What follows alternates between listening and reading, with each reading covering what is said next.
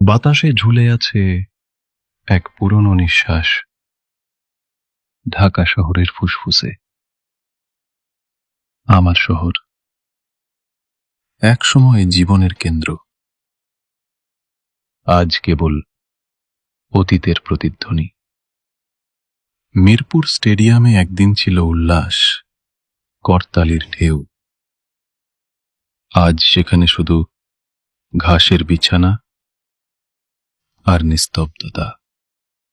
Mirpur 10-এর metro স্টেশনে যে train একসময় মানুষ বহন করত, এখন শুধু লতাপাতা ধরে রেখেছে ভাঙা রেল লাইন। শহরের প্রতীক শাপলা চত্বর আজ এক জলে ডোবা আয়না। মানুষ নেই, শুধু প্রকৃতির ছাপ। মরিচা ধরা বাস, জলে ডোবা গাড়ি, সবই থেমে যাওয়া জীবনের স্মৃতি। জাতীয় স্মৃতিসৌধ, যে স্থানে সংগ্রামের ইতিহাস লেখা, আজ সেখানেও শেকড় গেঁথেছে নীরবতা। ভাঙা জানালা দিয়ে হাওয়া গায় এক বিষণ্ণ গান।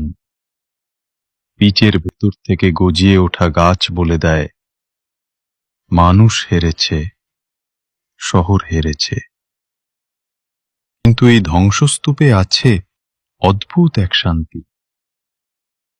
পচা মাটির গন্ধ, কালো পানির আয়না, আর ছাদের উপর জন্মানো গাছ মনে করিয়ে দেয়, শেষ পর্যন্ত প্রকৃতিই জয়ী হয়।